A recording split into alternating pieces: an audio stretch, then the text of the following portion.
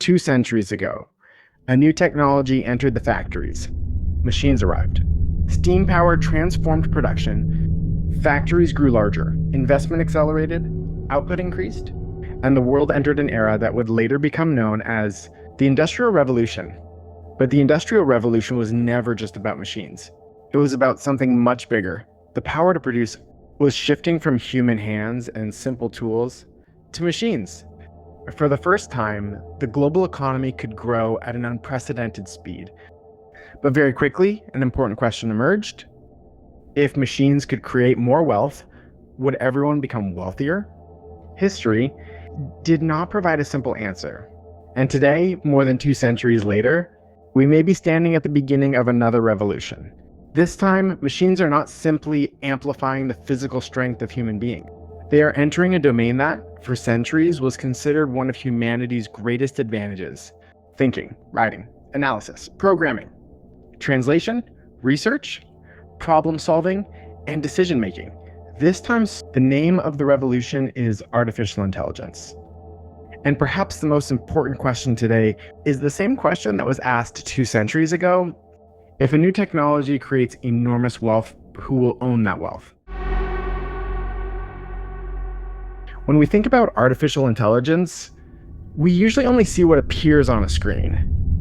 But behind every answer, there is an entirely physical world: data centers, advanced chips, cooling systems, and enormous amounts of energy.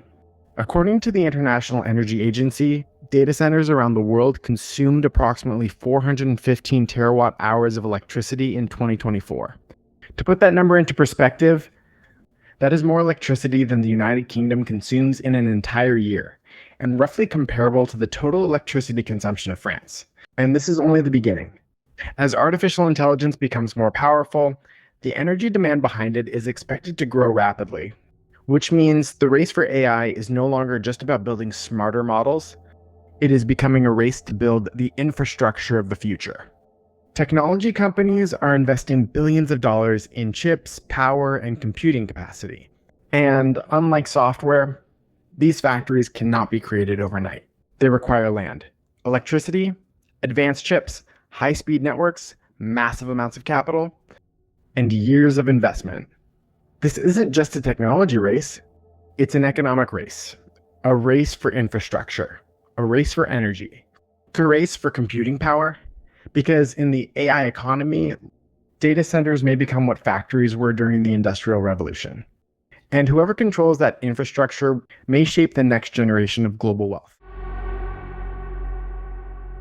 Centuries ago, the English philosopher Francis Bacon famously said, "Knowledge itself is power." But for most of human history, knowledge was not just power. It was a scarce asset. Those who had access to education, books, teachers, and information resources often had greater opportunities to build wealth and influence. Knowledge was concentrated in universities, libraries, and among small groups of people. Learning a new skill could require years of time, money, and access to specialized resources. But artificial intelligence is beginning to change this equation. For the first time, millions of people can access a tool that can teach, explain, translate, analyze, and help solve problems. Imagine a student living in a small town, someone who cannot afford the cost of an expensive university. Today, that person can ask an AI assistant questions, practice a new language, learn programming, understand complex ideas more easily, and even test business ideas.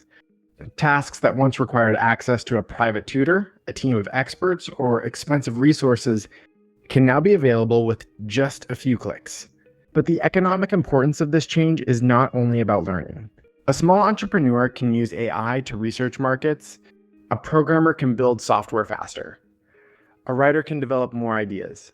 And a student can learn new skills more efficiently. Artificial intelligence may not directly distribute wealth to everyone, but it can provide something extremely valuable to millions of people: a greater ability to learn, innovate, and create wealth. And this could become one of the biggest economic transformations of the 21st century. But history teaches us an important lesson. Access to a new technology does not always mean equal access to its benefits.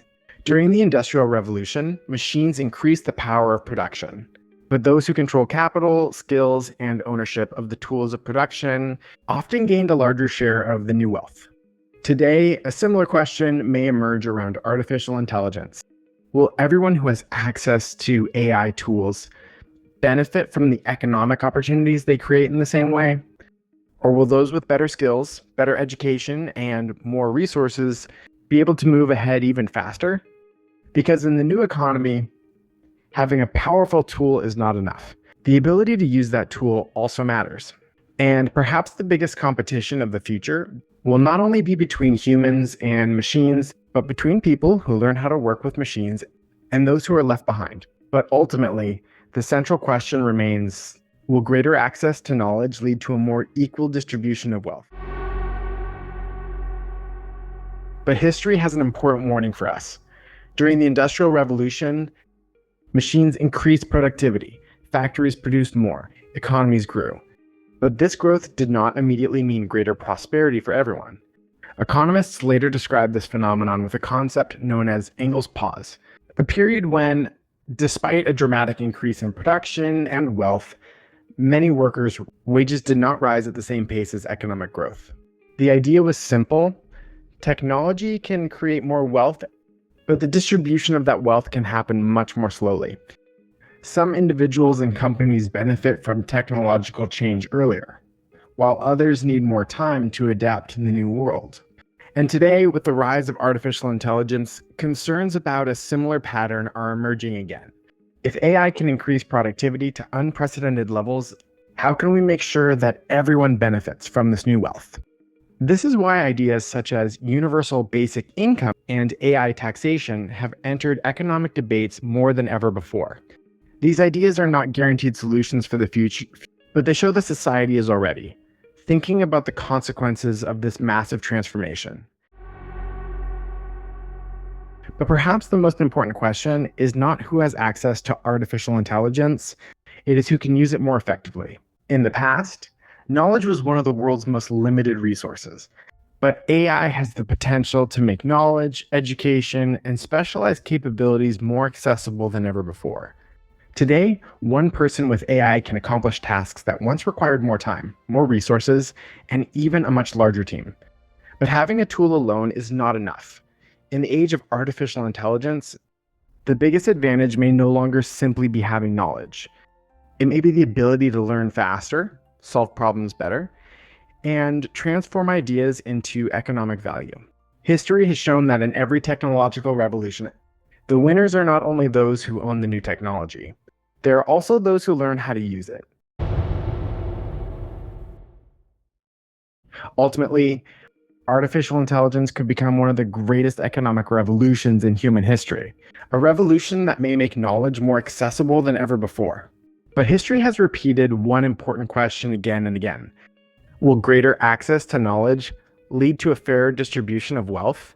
Or, this time as well, will the gap between those who use technology most effectively and those who are left behind become even wider? The answer is still unknown. But one thing is clear: the future will not be shaped by artificial intelligence alone. It will also be shaped by the decisions of governments, companies, and billions of people who choose every day how they will use this technology.